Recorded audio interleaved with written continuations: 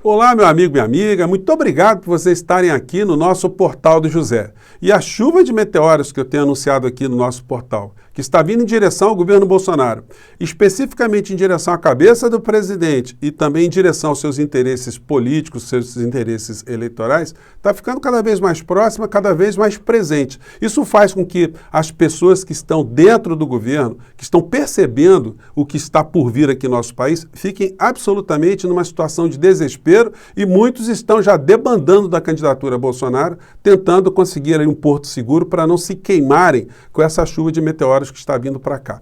Mas o que é que está acontecendo dos nossos últimos encontros para o dia de hoje? Bom, é sobre isso que eu vou conversar com vocês, mas antes de mais nada, quero convidar você que está chegando agora no nosso portal a se inscrever. Você que é muito bem-vindo, é só dar um clique no símbolo que aparece aí no seu monitor. Convido você a conhecer os nossos outros vídeos. Se você gostar, compartilhe com um amigo, com um parente, é sempre muito importante, muito legal. Dê o seu joinha também, porque ajuda a gente a chegar a mais pessoas como você e mande para cá os seus comentários, porque são sempre lidos e são sempre considerados. Gente, muitos assuntos importantes. Você que já conhece aqui o nosso portal sabe que eu sempre abro um chat meia hora antes da gente entrar no ar, onde eu posso conversar com vocês ao vivo ali, é muito legal. E eu sempre coloco um texto também na nossa descrição do vídeo, para você ler, você ter mais alguns subsídios, alguns links que eu coloco ali. Hoje eu vou colocar um texto do Josias de Souza, que explica nesse texto aqui o que é que está acontecendo aqui no Brasil, quem é o espelho, né? Quem é o líder do nosso país, que tipo de exemplo que ele dá e que tipo de atmosfera que a gente tem aqui no Brasil. Quantos de nós, né, não estamos mais reconhecendo antigas amizades, pessoas que a gente ficou um tempo sem ver, de repente a gente encontra com essas pessoas, elas viraram criaturas desumanas, criaturas desumanizadas, criaturas duras, insensíveis, intolerantes, e a gente fica muito preocupado, porque pessoas que a gente julgava serem pessoas boas, de repente elas estão tomadas por um tipo de pensamento que chegou com essa onda bolsonarista aqui no nosso país. E nós vamos ter muito trabalho para reverter essa situação, isso vai ser um processo longo, mas a gente tem que fazer isso, porque senão a barbárie vai imperar aqui no nosso país. Pois bem, então essa é apenas um lembrete, e aí a gente entra aqui nos assuntos principais, né? Eu conversei com vocês aqui em outros encontros sobre a questão do diesel aqui no Brasil. É uma questão muito problemática, muito complexa, que nunca foi enfrentada, porque esse governo é um governo que terceirizou. Nós não temos um presidente, nós temos alguém simplesmente que está tentando fugir da polícia e da justiça. Então ele entregou o governo para todo mundo que poderia se locupletar, dando em troca algum tipo de apoio e de proteção ao presidente da República e aos seus familiares. O prazo dessa gente está vencendo, o prazo de validade já está indo para o ralo. E o que está acontecendo exatamente agora? Bom, eu fui ler o relatório da Petrobras que alerta o governo sobre o risco de falta de diesel. Gente, o negócio é complicado, porque a falta de diesel aqui no Brasil não pode ser suprida com golpes de mágica. O diesel não é uma mercadoria que você mande comprar na esquina, você compre ali uma centena de navios para chegarem aqui e abastecer o mercado interno. Não é assim que funciona, até porque existem muitos atores, muitas empresas privadas que estão atrás de lucro. Ninguém vai comprar diesel só para ajudar o Bolsonaro, para ajudar a campanha dele ou ajudar que o Brasil não tenha um desabastecimento. Aí nós estamos falando de interesses relacionados a dinheiro. E todos os contratos, conforme o relatório da Petrobras informa, tem que ser feito no mínimo com antecedência de 60 dias, para que a logística dê conta de embarcar esse combustível para o Brasil. E nós já estamos em junho. Se o Brasil tivesse uma compra agora, nessa semana que entra agora, nós teríamos a chegada de navios aqui em agosto, setembro.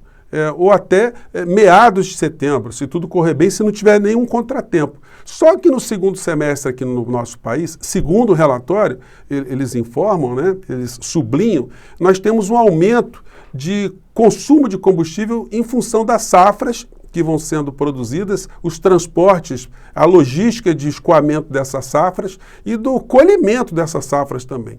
Além do aumento da indústria, a produção industrial, que faz muitos caminhões se movimentarem nas estradas, porque há um aumento natural em função das compras de final de ano. Então, tudo isso pode eclodir no período eleitoral. Ou seja, a falta de combustível. E por que a falta de combustível? Porque os importadores não vão importar se o diesel aqui não for aumentado. E se o governo Bolsonaro tiver um aumento de diesel nesse momento, obviamente teremos um aumento da inflação, um desgaste político maior, enfim.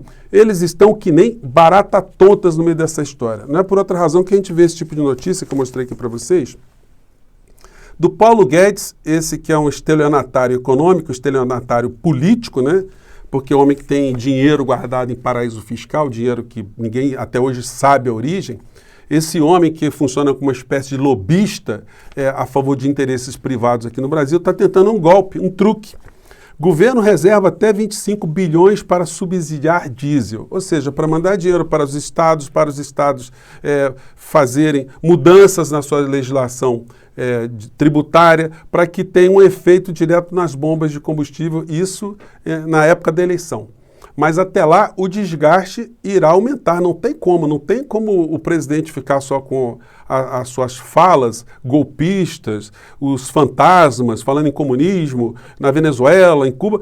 Esse discurso já não está colando mais. Está circulando na rede, e isso vai ganhando muita potência, o fato do presidente ser um vagabundo, dele não trabalhar. Ele o tempo todo tem fotos dele para todos os cantos, aí a coisa que ele menos faz é trabalhar. Então, o governo do improviso não tem muito o que fazer nesse momento. E aí a gente tem o período eleitoral e aí teremos os debates. Aí a gente entra no outro tema que eu já abordei um pouco mais cedo. Então, gente, essa semana vai ser uma semana aí, as próximas semanas, muito decisivas, porque se esses contratos não forem feitos agora, esse diesel só vai chegar depois do primeiro turno. E aí vai ficar mais complicada a situação aqui. E, infelizmente, você não vai ver essas notícias através dos grandes veículos que não têm se ocupado de alertar sobre o que está acontecendo aqui no Brasil. O Bolsonaro até falou agora, quando ele esteve no Paraná, que ele mandou uma comitiva para a Arábia Saudita para tentar resolver esse problema.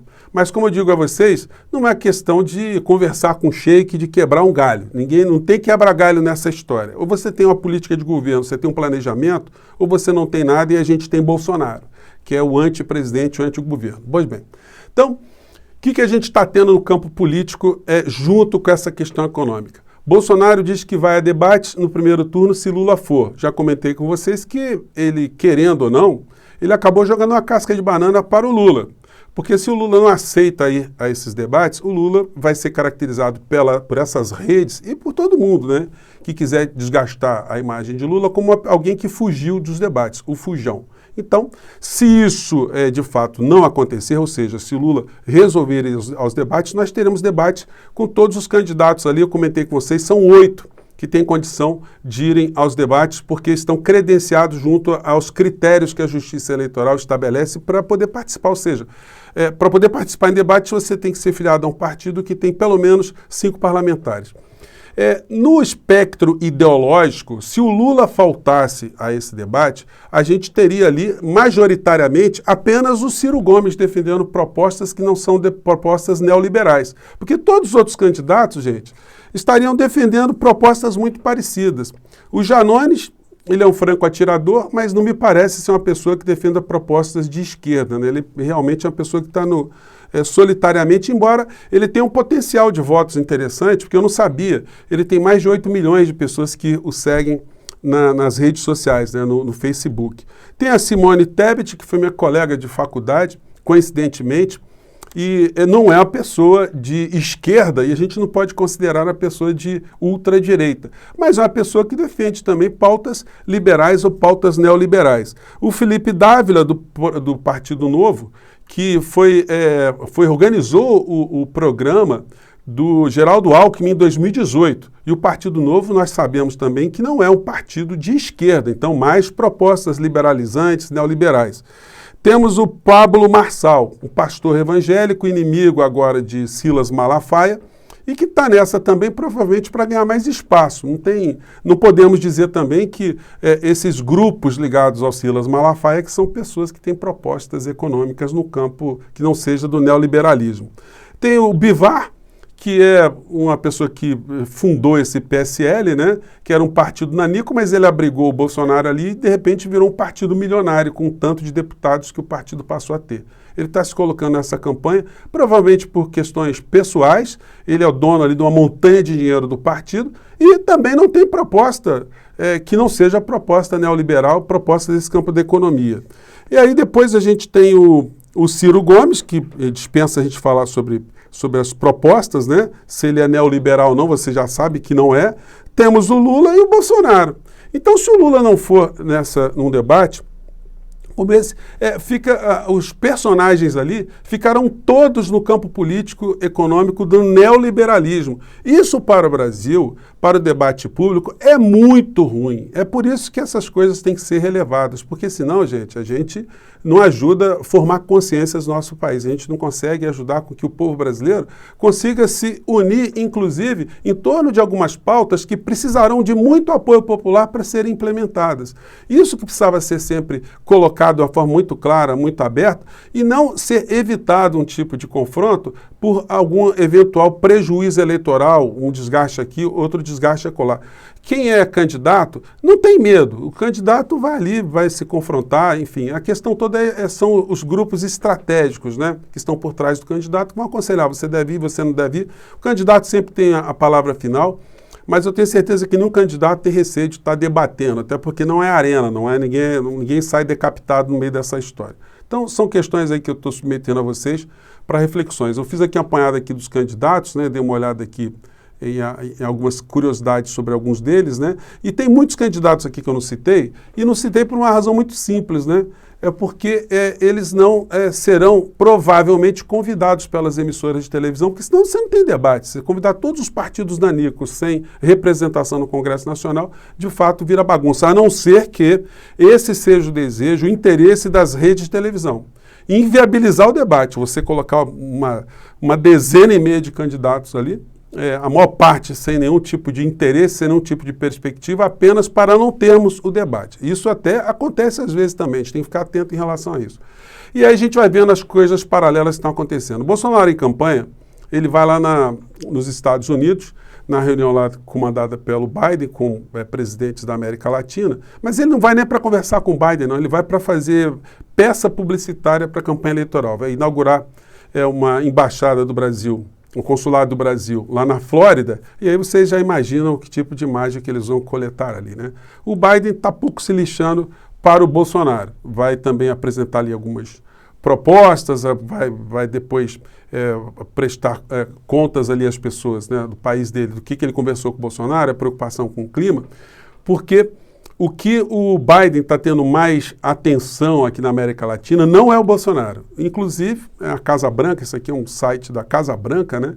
Eles estão convidando para uma visita especial, uma visita exclusiva, e não um encontro bilateral que o Biden vai ter com o Bolsonaro lá na cúpula, o presidente da Argentina, o Alberto Fernandes, porque eles consideram que o Alberto Fernandes é uma pessoa, é um estadista ali que tem muito mais a organizar em relação aos interesses norte-americanos, interesses comerciais permanentes aqui na América Latina do que com o Bolsonaro, que já está em final de mandato, é pessoa desgastada e que o Biden realmente não quer ver uma foto dele junto com o Bolsonaro. Pois bem, mais cedo eu falei com vocês também do nossa enquete, né? Na sua opinião, os candidatos principais à presidência da República devem ir aos debates no primeiro turno? 34 mil votos, 92% entendem que sim. Eu acho muito bacana, 8% acham que não. Eu entendo a razão desses 8%, mas eu gosto de sublinhar, né? É uma perspectiva meramente eleitoral. As pessoas que ainda estão pensando do candidato não ir, olha, acho que o meu candidato deve ir, ele vai ser metralhado, ele vai ser bombardeado, enfim. Gente, mas a política é assim. A gente que se colocou na chuva é para se molhar, é para colocar a cara a tapa mesmo, para, inclusive, conseguir o apoio, conseguir a mais adesão, conseguir mais confiança das pessoas que já estão intencionadas a votar em você, né? Bom, gente, eu ia falar de outros assuntos, mas o nosso papo aqui vai ficar muito longo, eu já acabei hoje mais cedo abordando a questão dos debates eleitorais aqui no Brasil. Nós vamos voltar a esses temas mais adiante. Muitas pessoas dizendo, eu acho que o Bolsonaro não vai, o Bolsonaro vai fugir. Eu prefiro aguardar, porque o Bolsonaro, por incrível que pareça, né, por mais que as pessoas pensem, ele não tem tanto a perder não, tá? Porque ele já tem um público muito consolidado. Ele tem um conjunto de pessoas aqui no nosso país que já está muito fechado. O que ele tem no meio desse debate é não ganhar, né? O que pode acontecer mais com ele é ele não ganhar mais adesão. Mas perder de quem já está com ele vai ser uma situação mais difícil. Não sou eu que estou dizendo isso. As pesquisas estão mostrando que as pessoas que decidiram votar nele, poucas estão dispostas a mudarem de voto. E você que conversa com pessoas que têm defendido o voto em Bolsonaro, sabe exatamente disso, sabe que eu não estou exagerando. Compete a nós trabalhar com as pessoas que ainda não foram ganhas pela força do mal, por essa força toda que está se abatendo sobre o Brasil. E é por isso que eu estou aqui no nosso portal. Gente, eu fico por aqui, fiquem atentos aí com as notícias econômicas, porque essa história do diesel vai dar muita repercussão, sobretudo repercussão eleitoral, tá bom? Um grande abraço, até o nosso próximo encontro. Tchau, gente.